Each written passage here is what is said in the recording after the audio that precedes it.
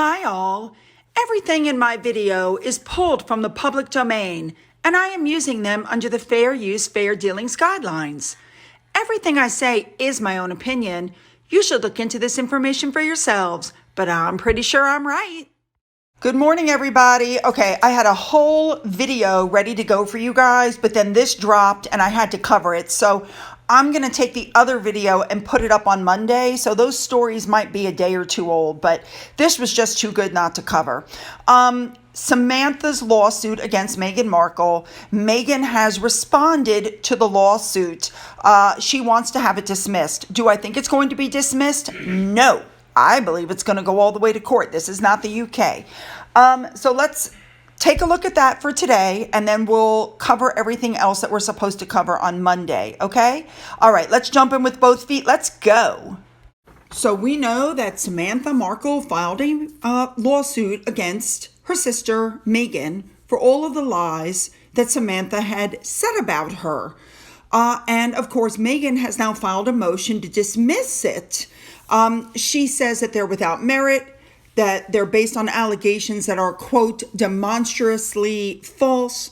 And she wants Samantha to cover her attorney's fees. Now, some of these claims were made on the Oprah Winfrey interview.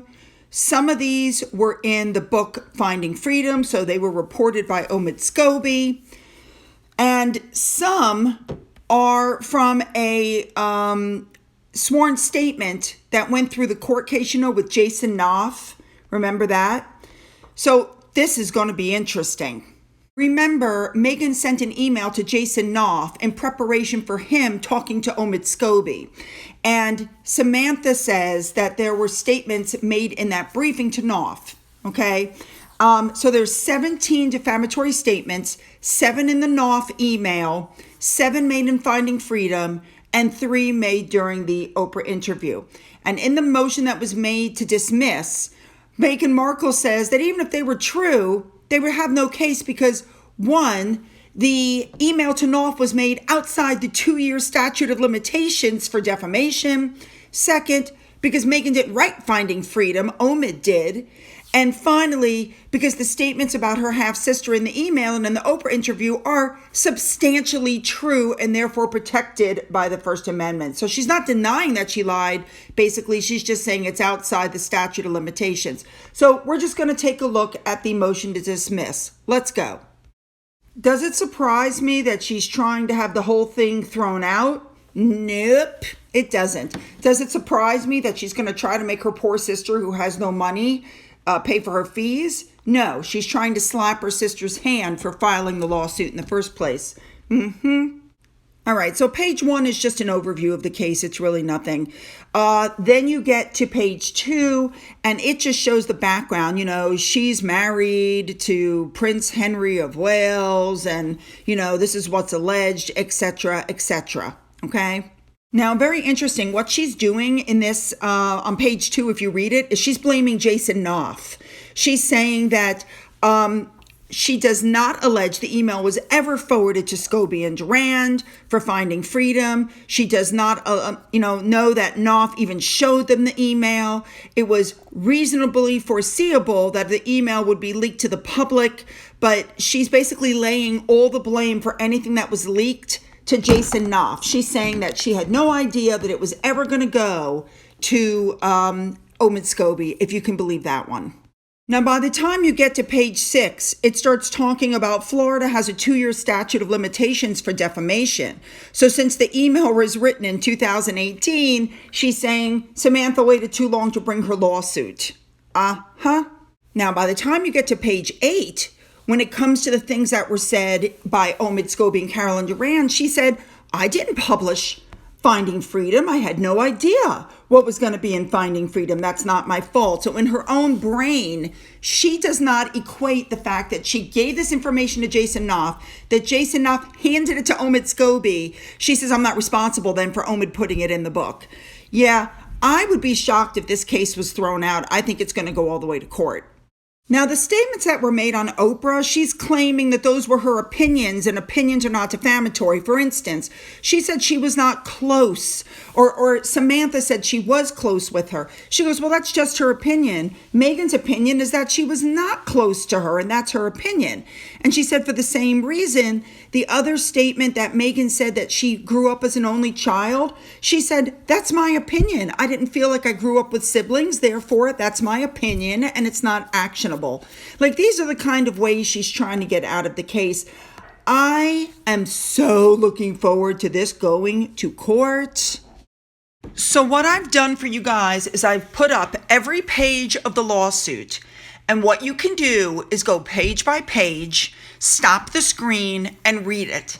I know it seems like a lot, but if you guys really want to have a good grasp of what's going on with this lawsuit, freeze the screens and read this page by page, because essentially Megan takes no responsibility for anything. She admits she wrote the email, but said she didn't know Jason was going to leak the email. Therefore, it's Jason's fault. Yes, the email got leaked, and so Omid Scobie posted the stuff, but again, that wasn't her fault. Yeah, and the rest were her opinions. Now, if you look very carefully at these statements, number one, where she dropped out of high school, she's saying that you can't use that because it's not in Finding Freedom. The same thing about number three. You have to go through the list, but it clearly says, oh, it wasn't in Finding Freedom, it wasn't in Finding Freedom, or this is my opinion, or it's time barred. In other words, yes, I said it, but she can't sue for it because it's too late. So you have to go back and actually look at these.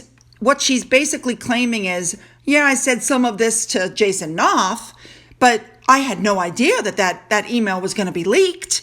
So you can't hold me accountable for that. And even if you try to, the statute of limitations has gone too far. What this shows is that Megan did make these things up. She did lie about her sister. All of this stuff went on. Unbelievable. But she's claiming that she shouldn't be held responsible for it. I'm absolutely shocked by what's in here. Now, don't forget, you can go to the end and look, freeze the screen, and look at the email that she sent to Jason Knopf. This is not a UK court of law. This is the United States. She's trying to apply UK law, or she's trying to apply Florida law to an email that was sent in the UK. I don't think any of this is going to work. I think while one or two things might get thrown out, I think the majority of it is going to stand. So here's the email that was put into court. You can stop the screen and read it. Very eye-opening and shocking. Yep.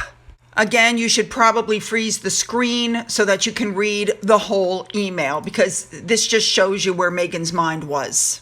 I have to end this with something that was put on Twitter by Jay Turner, pointing out that the lawyers have said that opinions are not defamatory. So with that, other people who have hate trackers, hate lists, censoring, blah, blah, blah, should probably stop, because as Megan's own attorney said, we're entitled to our opinions. Don't you guys think it's funny how that turns around when it concerns other people? They get consideration that we don't. Oh, and one other thing. Do you guys remember when Samantha's attorney left? I don't know if he left on his own or if Samantha fired him, and other people were like, ooh, there goes Samantha's, case. Whoopsie doodle. They're going through some things. You guys remember that? Well, her new legal firm is the Ticken Law Firm, which is currently representing Donald Trump. So essentially, she traded a small law firm for a huge one with a lot of resources. Probably a very smart move, in my humble opinion. So, what do you guys think about this lawsuit? And do you hope it goes all the way? Because I do. I think that by law, she might lose on, Megan might win on like 2 or 3 points, but the other 14 points will be left standing. Yes, I think this is going to make it to court. I do, or at least I hope. All right, don't forget to leave your opinions below. Don't forget to hit the subscribe button and the bell to be notified of future uploads. Don't forget you can follow me on Twitter, you can follow me on Getter, you can follow me on Rumble, you can email me.